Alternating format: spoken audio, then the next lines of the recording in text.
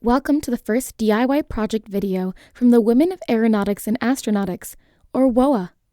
For this video, we have collaborated with the SPF Maker Club, run by Sabrina Khan, which organizes similar projects. You can find their website link in the description. WOA's mission is to provide support, empowerment, and networking opportunities for women and other minorities in the aerospace industry. Our outreach team is putting this mission into action by making fun STEM projects for students like you, starting with the DIY hovercraft activity. My name is Rashika Rao. I'm a rising senior at the University of Michigan studying space instrumentation engineering, and I've been involved in WOA since my freshman year. Today, I'm going to introduce you to hovercrafts and walk you through a basic design for you to build at home. If you have any questions after watching this video, feel free to submit them via the form linked in the description. We'll answer them on Wednesday in a follow-up video. So, what is a hovercraft? A hovercraft is a vehicle that uses a cushion of air to move around. You can think about it as being part boat, part airplane, and part helicopter. Hovercrafts are useful in that they can travel over a variety of surfaces: water, mud, ice, ground, you name it. Inside every hovercraft is a fan or other blowing device that pushes air from above the hovercraft to below it. This makes the space below the hovercraft experience a higher pressure than the space above it. Our world likes things to stay at the same pressure, so the hovercraft responds by experiencing an upwards force. This force is called lift. Let's talk about why this works. Pressure is equal to force divided by area. When the hovercraft fan pushes air into the space between itself and the ground, it increases the buildup of force in that space. This increases the numerator, which increases the pressure.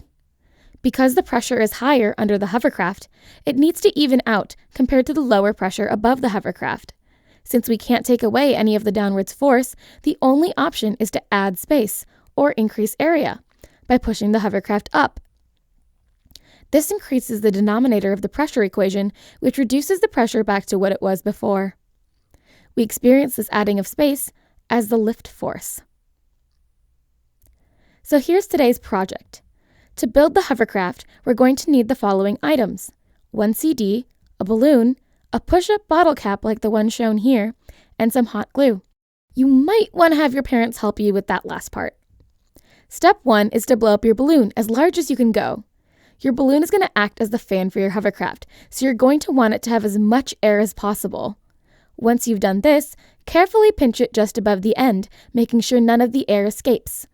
Make sure your bottle cap is closed, push down, and then stretch the end of the balloon over the bottle cap. Pull it all the way down and make sure it's secure. Is your balloon losing air? Check and see if your cap is closed. If that's not the problem, then your balloon might not be making a tight seal against the bottle cap. Look for holes in your balloon and try again with the fresh one. The air in the balloon is going to be the source of your lift, so make sure it stays in the balloon until you're ready to launch. Next, fire up your hot glue gun and glue the cap and balloon combo to the CD. You want to be careful to line the holes up as you do this, so that the air will be able to escape when you do eventually release it. Experiment with which side of the CD you glue to. Which side do you think will work best for the surface your hovercraft will be on? Wait for the glue to dry and voila! You've made a simple CD hovercraft. To try your hovercraft out, place it on a flat surface and pull up on the bottle cap. The air from the balloon will escape through the cap and out the other side of the CD. Some hovercrafts may not move right away. Don't worry. Give your hovercraft a little push to start, and the lift will do the rest. And now for the test challenge. Here's the sitch.